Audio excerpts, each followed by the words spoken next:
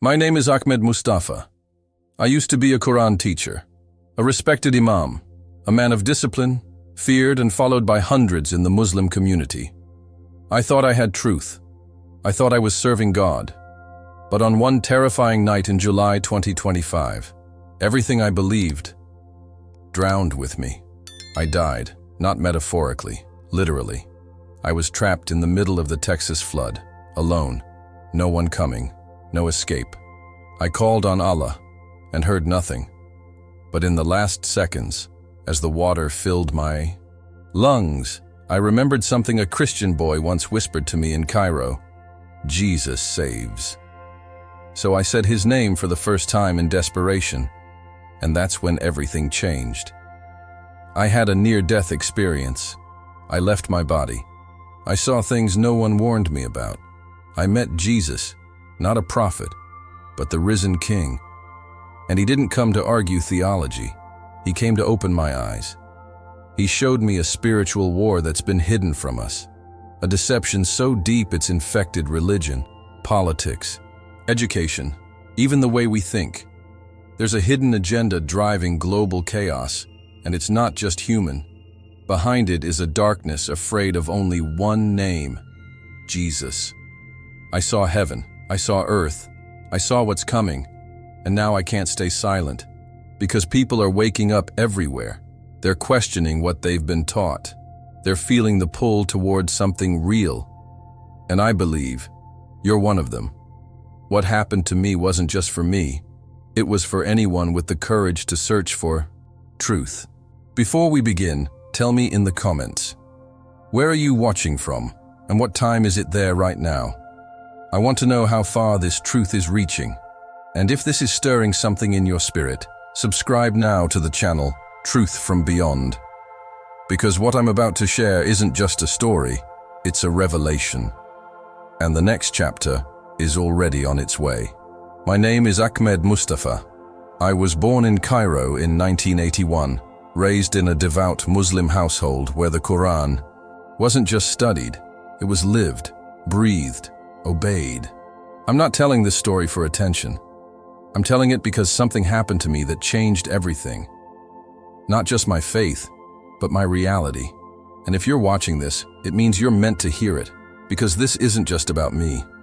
This is about truth, about awakening, about the war we don't see, but feel every single day. I was 10 years old when I finished memorizing the Quran. My father wept with pride. My mother kissed my forehead like I'd just secured our place in paradise. In our neighborhood, that meant I was somebody, not just a boy anymore, but a vessel, a spiritual leader in training. By 16, I was already teaching younger students. By 22, I was standing beside older imams, delivering sermons. I believed with every fiber of my being that I was walking the straight path.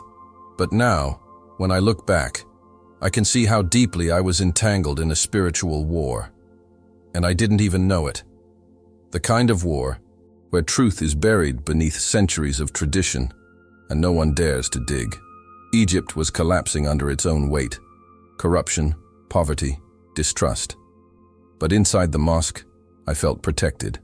We were taught that Islam was the answer to the West's moral decay, that Christians were people of the book, but misled.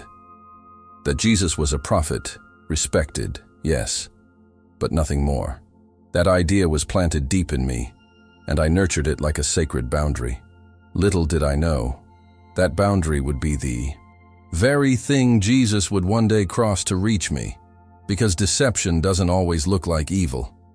Sometimes, it looks like reverence. And when you're born inside the lie, the awakening feels like betrayal. In 2015, I left Cairo for Houston, Texas. I came to lead a small but growing Muslim community of immigrants and second-generation families. I was their imam, their counselor, their teacher.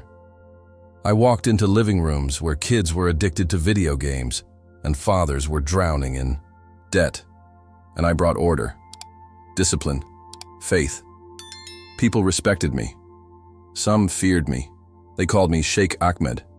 But behind closed doors, I was exhausted. Not just physically, but spiritually.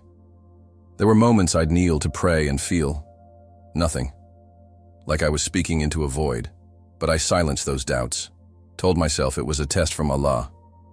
Still, something inside me kept whispering that there was more, that I hadn't met the real God yet. And then, it happened. July 2025. The flood. Texas had seen storms before, but not like this. Not this violent, not this fast. Entire neighborhoods disappeared. The mosque became a shelter overnight. I told myself, this is my purpose. I would protect them. I would pray, lead, serve. I thought the mosque was sacred ground, that no water could reach it. But the flood didn't care about holy buildings. And when the waters rose, and rose, and I found myself alone inside that drowning sanctuary, facing my own death, I cried out. Not to Allah, but to someone else. Someone I was told never to speak to, and that's when everything changed. For years I gave my whole life to Islam, not halfway, not casually. I poured myself into it. Every breath I took felt like it had to serve a purpose, submit, obey, guide others. In Houston, I was known in the Muslim community as a man of knowledge, someone disciplined, focused, untouchable in my religious authority. I taught children the Quran with the same intensity I had been taught. Some would say, with love, others with fear. But in our world, fear was love.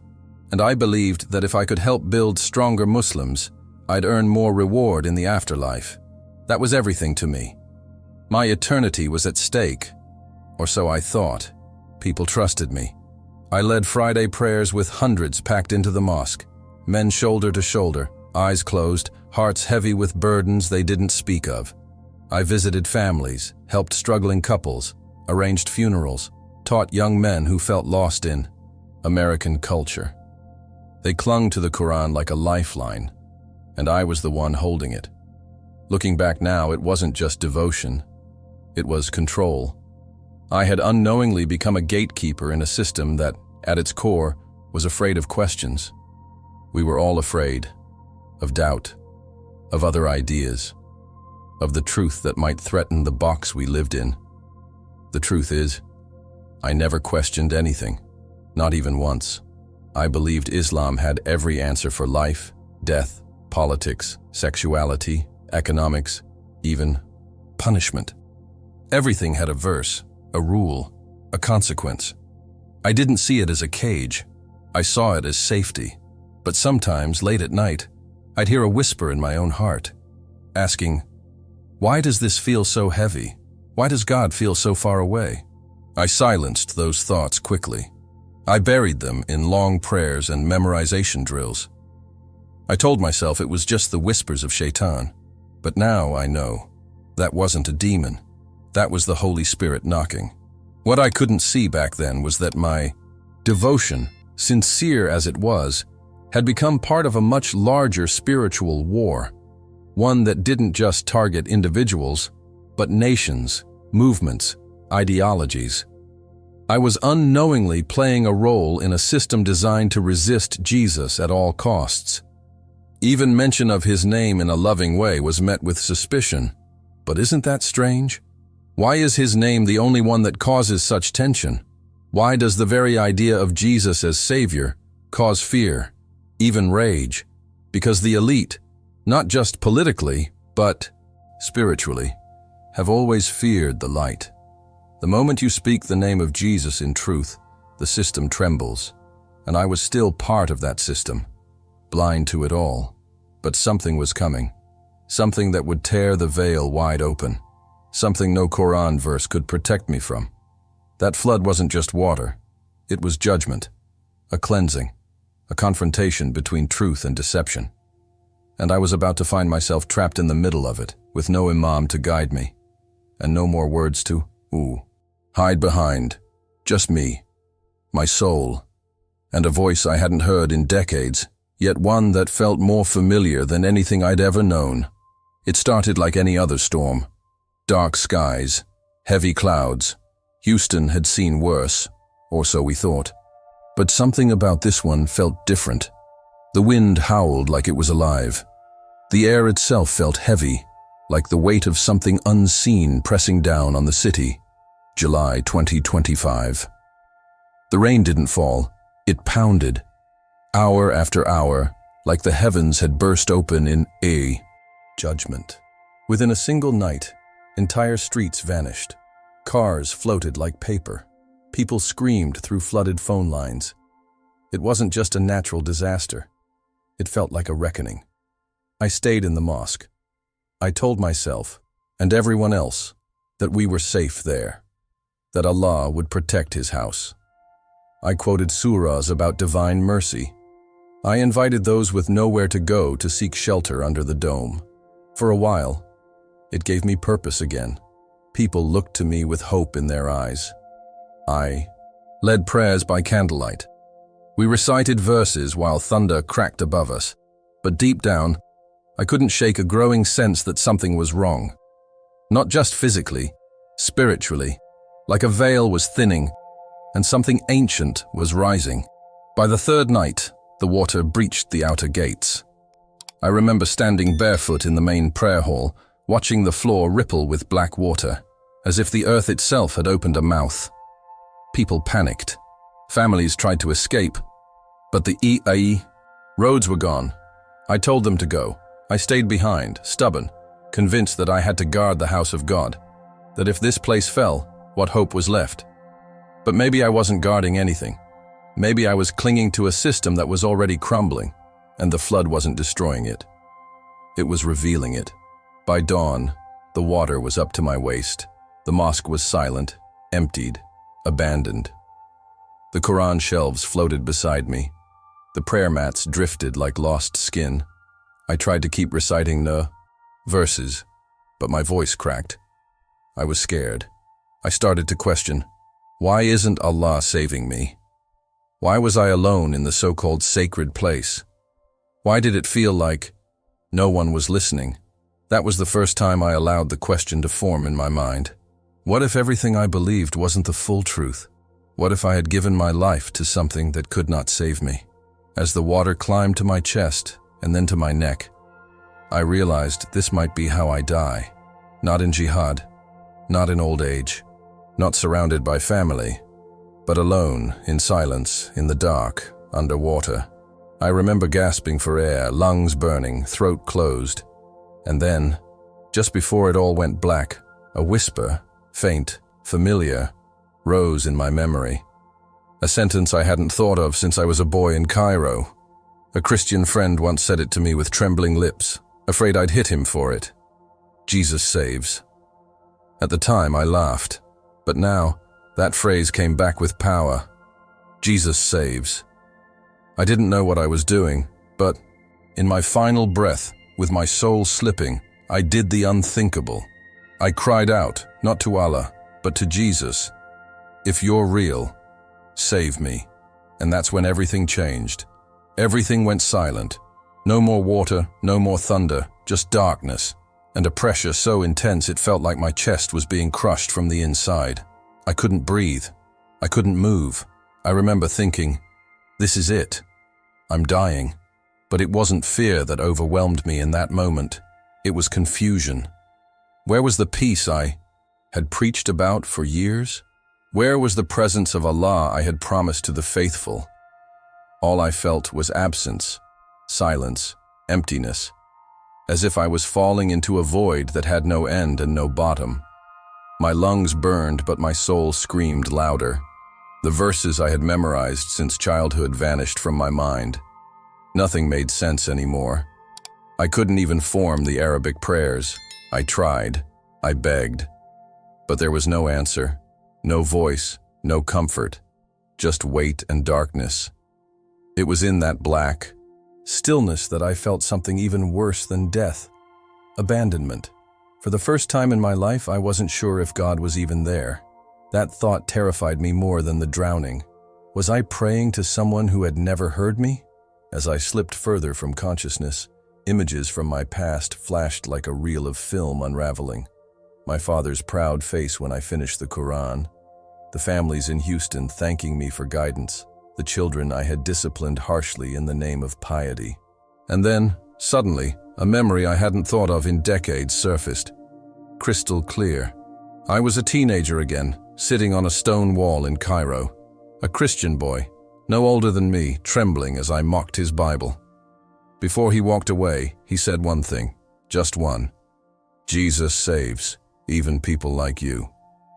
At the time, I laughed in his face. But now, as I hovered between life and death, his words became my final hope. Without understanding why, I cried out, not with my voice, but with my soul, Jesus, if you are who they say you are, save me. I expected silence, or nothing.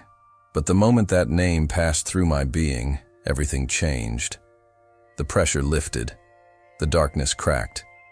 It was like the moment before sunrise, when the sky is still black, but you feel something shifting in the air. And then came the light. It didn't come slowly. It exploded. Not like the sun, not like fire. It was alive, pure, radiant.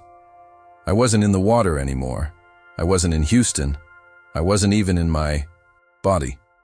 I was somewhere else. Suspended, weightless, safe. For the first time in my life, I felt love. Not the kind you read about. Not the kind you preach. Real love. It filled everything. Every space I didn't even know existed inside me. And in that light, I knew. I had been deceived. Not maliciously, but deeply.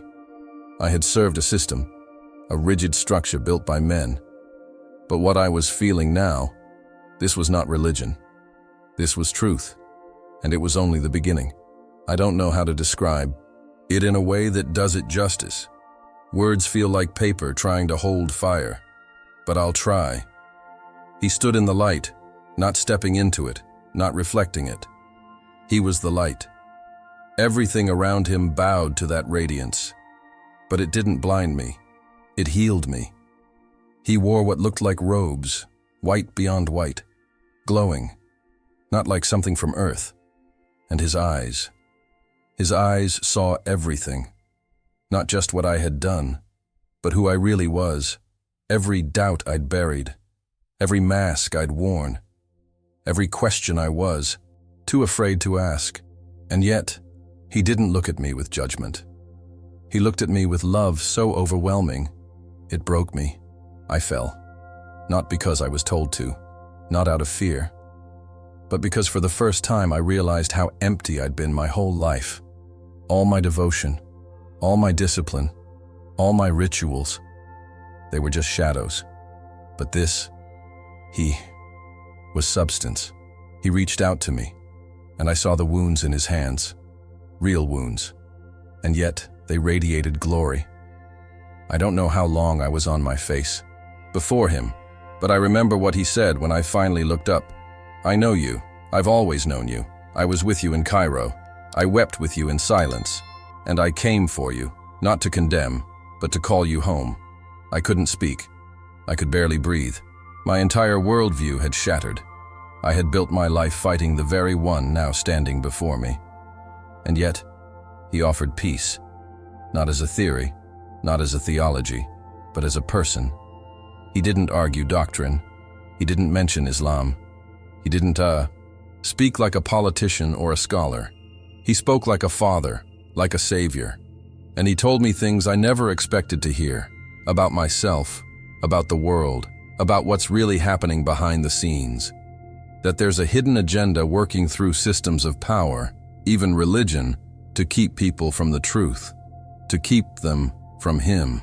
He showed me how the enemy doesn't always show up as chaos.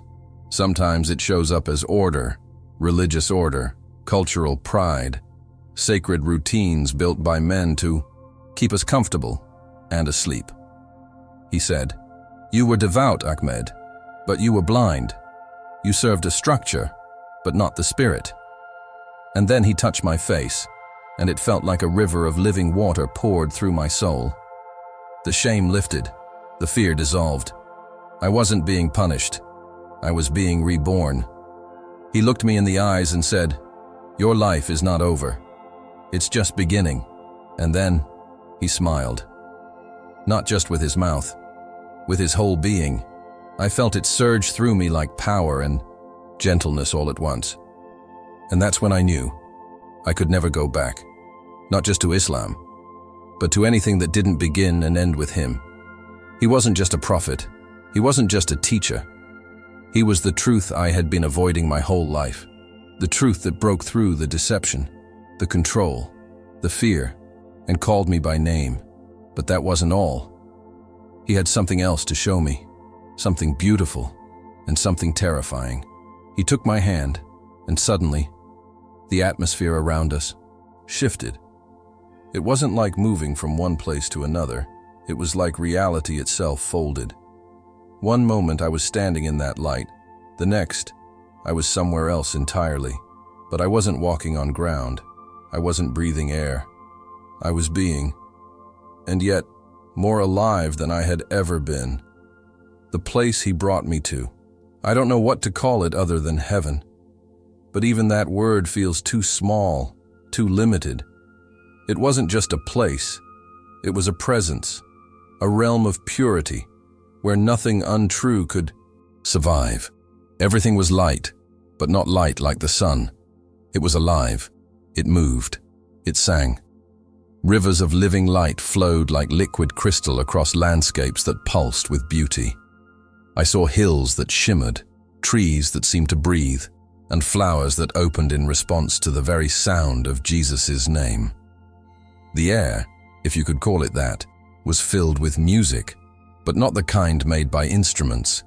It was worship, pure, unfiltered worship. It wasn't forced. It wasn't choreographed. It flowed like instinct, like breath, like fire and water all at once. I saw people, countless people, clothed in radiant garments. Some danced, some bowed, some stood still in awe. They weren't ghostly. They were real. More real than anyone I'd ever met on earth. And the overwhelming feeling in that place was belonging. I had never felt it before. Not in Cairo, not in the mosque, not even in my own family. But here, I was known. Not by title, not by performance, but by essence. I didn't need to prove anything. I didn't need to earn anything. I was loved, freely, fully, eternally. Jesus walked beside me, showing me things without speaking. Everything I needed to know, I simply understood. He called this place my Father's house. Not a metaphor, not poetry. A literal place of rest, joy, and endless connection to the source of all love. I didn't want to leave. Every fiber of me longed to stay. But then he turned to me, and his tone changed. Not stern, but serious. It's not your time. Yet, there's still a purpose for you on earth. I wanted to argue. To stay. To fall forever into that light. But I knew he was right. He had more to show me. More to send me back with. And so he said something I'll never forget. You must tell them what you've seen. You must speak of what they've forgotten. Because many are sleeping, and time is shorter than they think. I didn't fully understand what he meant, but I felt it deep in my spirit. This was more than a spiritual experience. It was a commission, a warning, a call to break the silence and confront the deception that had kept so many, myself included, chained in fear. And just as I began to weep again, overwhelmed by the thought of leaving heaven, he touched my shoulder and said, "But first, you must see what they've done to the earth." As soon as he said those words, "You must see what they've done to the earth." The light around us dimmed, not in anger, but with sorrow. And in an instant, I was looking down, not at heaven, but at the world below. But it wasn't the earth I knew. It was the same cities, same continents, same people. But something was wrong. The atmosphere was dark. The land itself looked tired. I saw flashes of war, bombs, drones, smoke, children screaming in the ruins. I saw men in suits shaking hands over tables drenched in shadows. Politicians, religious leaders, CEOs, their lips spoke of unity, but their eyes were hollow. There was a hidden agenda. I could feel it in their spirit. Jesus stood, beside me, and I saw the pain in his eyes. Not rage, not surprise, grief. He said, "They no longer know what is true, even those who think they serve me. Many are deceived." I looked again and saw churches with golden stages and empty hearts. I saw mosques echoing with chants but lacking love. I saw governments controlling people through fear and media pumping lies like oxygen. It wasn't just corruption, it was spiritual, like invisible chains wrapped around entire nations. And behind it all, I saw the enemy. Not with horns, not with fire, but subtle, smiling, operating through power, pride, and distraction. I watched as people stared at glowing screens, scrolling endlessly while their souls withered. I saw parents ignoring their children, couples sleeping in the same bed, but galaxies apart. I saw rising floodwaters, burning forests, collapsing economies, but more than anything, I saw spiritual emptiness. And Jesus whispered, "They are hungry, but they don't know what for. So they settle for noise, for pleasure, for control, but their spirits are starving." I wanted to look away, but I couldn't. This wasn't just a vision, it was truth, the kind that pierces, the kind that calls you out of apathy and into purpose. He turned to me and said, "Suffering is not my desire, but I will use it to awaken the hearts of men." I saw faces turn upward in disaster, seeking, questioning, crying out. And in those moments of desperation, he was there, knocking on the doors of their hearts. But so many were still too distracted to notice. "You must speak," he told me, "not to argue religion, not to attack, but to awaken. There is still time, but not much." I felt the weight of that commission like fire in my bones. My survival wasn't just a miracle, it was an assignment. And then I saw something that made me tremble. A clock, spinning, its hands moving faster and faster. I couldn't see the exact time, but I felt the urgency. Like the end wasn't far, but people were still asleep, still sedated by comfort and distraction. And then Jesus looked at me one last time and said, "You are no longer who you were. Go, tell them, warn them, and love them, for I am coming soon." And with that, the vision vanished. And I woke up, gasping, soaked, broken, but alive. I woke up choking on water. My body convulsed as air forced itself back into my lungs. I had no idea where I was, only that I wasn't dead. People were shouting, flashlights blinded me. I heard someone scream, "He's alive! He's alive!" My vision blurred, my ears rang. But deep down, I knew exactly what had happened. Jesus had saved me. Not metaphorically, literally. I had been under the floodwaters for over 15 minutes. By every law of nature, I should have been gone. But the one who commands life itself had reached into that abyss and pulled me back. They took me to the hospital. The paramedics were in shock. "No heartbeat for over 10 minutes, one of them said. We were about to declare it. The doctors ran tests, scans, monitors. They kept whispering things like inexplicable, neurologically impossible, and complete anomaly. But I wasn't surprised. I was weak in body, yes. But my spirit, my soul, felt like it had been reignited with fire from another realm. I lay there, eyes open, not thinking about recovery, but about revelation. I hadn't just been saved from death.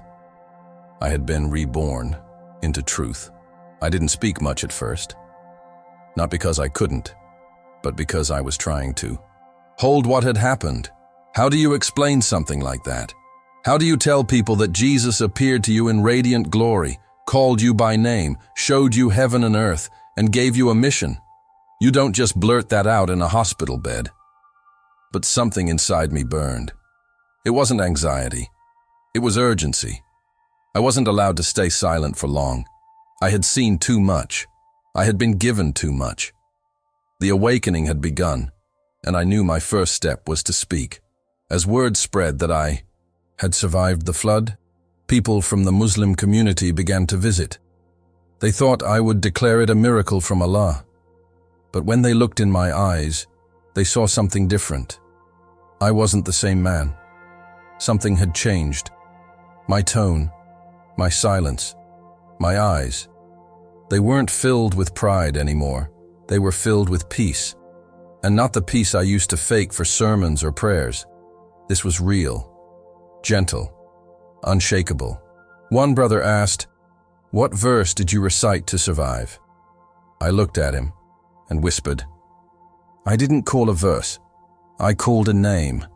From that moment on, I knew the storm wasn't over. The real storm was just beginning. The spiritual war that Jesus had shown me. It was raging all around, and now I was in the middle of it. Not as a soldier of religion, but as a witness to the truth. The truth that so many are dying without. The truth that Jesus is alive and he still saves. Not just from death, but from deception. And the next day, I stepped out of that hospital with trembling legs, but a fearless heart. My next stop? A place I never imagined I'd enter in my entire life. A church. On July 6, 2025, just days after I should have been buried, I walked through the doors of a small church on the outskirts of Houston. I didn't sneak in. I didn't wear a disguise. I walked in like a man who had nothing left to prove. The air inside felt completely different from anything I'd ever known. It wasn't the architecture. It wasn't the worship music. It was the presence. Tangible, peaceful, holy. For the first time, I didn't feel like I had to perform. I wasn't there as an imam. I wasn't there to argue theology. I was there as a man who had met Jesus and needed to tell someone. The pastor was younger than me, soft-spoken, cautious. When I told him who I was, his eyes widened. He knew my name. Apparently, some in the local Christian community had heard of me. A respected Quran teacher, a leader in the Muslim immigrant circle. But now I sat across from him, like a child asking for directions home. I shared everything: the flood, the drowning, the vision, the light, the words of Jesus, the glimpse of heaven, the revelation of earth. I expected skepticism, maybe fear, but instead, he just wept. And when I finished speaking, he asked me gently, "Do you believe Jesus is who he says he is?" There was no hesitation, no internal debate. That question, so simple, was the doorway. I looked him in the eyes and said, "He didn't just save me from drowning. He showed me who I really am." And yes, he is the Son of God. He is the truth. That moment was like stepping through a veil. Not into religion, but into relationship. The weight I had carried for decades lifted. I felt like a man breathing real air for the first time. We prayed together, though I barely knew what to say. I wasn't repeating memorized verses. I was speaking to the one who saved me. And something happened inside of me that day that no ritual, no fasting, no pilgrimage ever produced. Peace, not temporary relief, not emotional high, but deep, undeniable peace, like I was finally home. I didn't feel like I was betraying Islam. I felt like I was finally meeting the God I had always been reaching for, but never quite found in the systems of men. The veil was gone. The fear was gone. The shame was gone. In its place was love. Pure love. And I knew, from that moment on, my life wasn't mine anymore. It belonged to him. I walked out of that church a different man. Not just in belief, but in identity. I wasn't Sheikh Ahmed anymore. I wasn't a title. I was a son, a servant, a witness. And I knew that the road ahead wouldn't be easy. I knew I'd lose friends, respect, maybe even safety. But I had found truth, and truth is worth everything. Jesus had not only saved me from physical death, he had pulled me out of spiritual deception and awakened me to a kingdom I never knew existed. But now that I had seen it, there was no going back. Only forward, boldly, because the world needs to hear, and I was ready to speak. I knew the backlash would come. Before I even left the church that day, I could already hear the voices of my old community in my mind. Angry, betrayed, hurt. I wasn't just leaving a religion. I was walking away from everything I'd built my life on. Friends, family, status, legacy. In their eyes, I wasn't just changing beliefs. I was crossing a line no one was supposed to cross. But when you've stood in the presence of Jesus, when you've looked into the eyes of truth himself, you can't unsee it. You can't pretend it didn't happen. I wasn't turning my back on God. I had finally met him. Since that day, I've received messages, some kind, many not. I've been accused of betrayal, of insanity, of being used by the West. But they don't understand. This isn't political. This isn't cultural. This is spiritual. There is a war being waged right now, not just on battlefields, but in minds, in hearts, in boardrooms and newsrooms, and even places of worship. It's a war of confusion, of deception, of distraction. A war the elite want us to ignore because if we ever truly wake up, they lose control. And let me tell you, they're afraid. Because people all over the world are beginning to see the cracks in the system, and they're beginning to ask, what's really true? That's why I speak now, not to attack, not to shame, but to testify. I don't hate Muslims. I was one. I know the sincerity, the devotion, the passion, but sincerity, without truth, can still lead you off a cliff.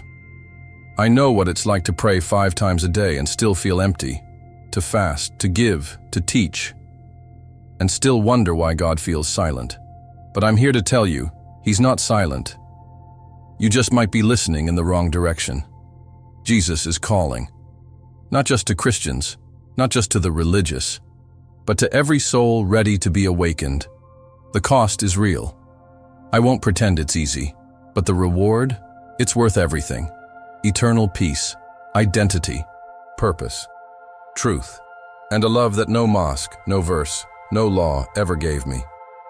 I've made my choice. I will spend the rest of my life telling this story, his story. I will speak in churches, in cafes, in homes, on street corners if I have to. I'll go wherever God sends me, because time is short, and the world is hurting. People are desperate for meaning, for light, for something real, and that something is a someone. His name is Jesus, and he is coming soon. So if you're hearing this now, it's not by accident.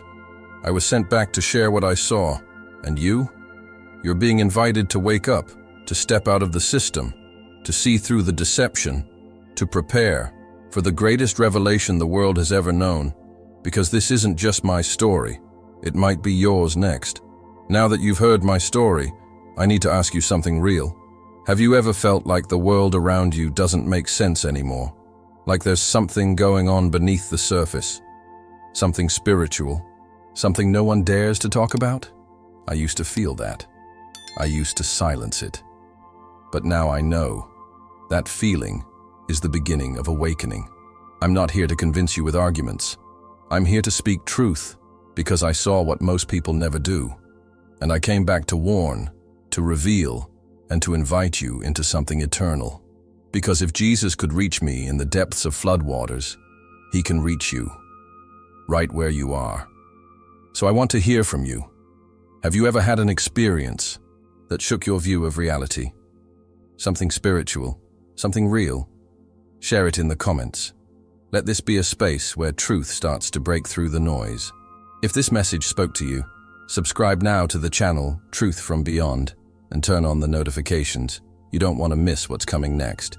The testimonies, the warnings, the revelations, they're all connected, and this is just the beginning. Watch the next video that's appearing on your screen right now.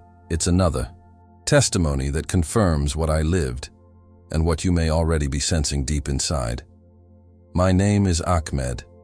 Thank you for listening. And remember, the truth always finds those who are ready to receive it.